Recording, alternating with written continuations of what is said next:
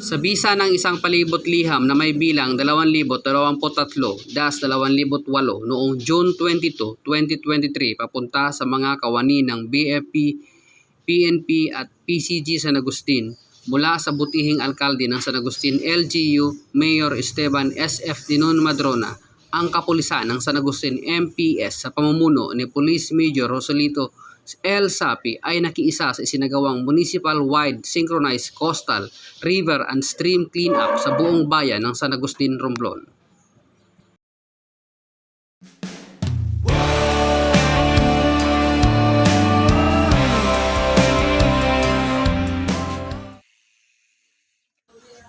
Bit-bit ang mga kagamitan na panlinis kasama ang ilang uniform personnel at mga civilian employee ng bayan ng San Agustin, Romblon papunta sa Baywalk area ng Barangay Poblasyon.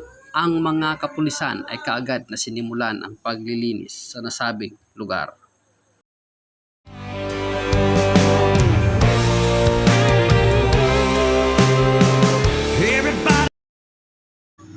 Mismong ang punong bayan ng San Agustin, Romblon, Mayor Dinon Madrona ang nanguna sa pagpunta sa mga napiling lokasyon ng paglilinisan upang sumubaybay sa nasabing gawain. Not much happens in this one-horse town, but the hard honest work from the sweat off our brows. Hail Mary on a Friday night underneath the lights. Nakiisa rin sa nasabing gawain ang ilang mga private groups at mga NGOs gaya ng kasapi ng Badajoz Eagles Club sa bayan ng San Agustin. In the middle of nowhere, it's time to burn. Take a turn, pass it down.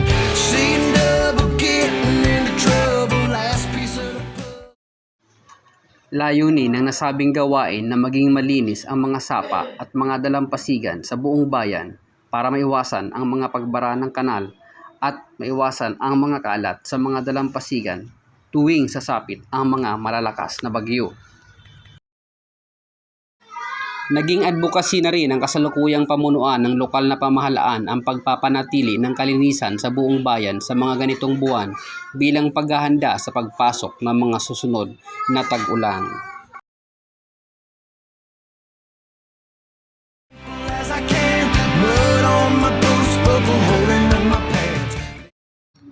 Pagpapakita rin ito sa pamayanan na ang pangangalaga ng kapaligiran at ang kalinisan ay mahalaga sa bawat isa.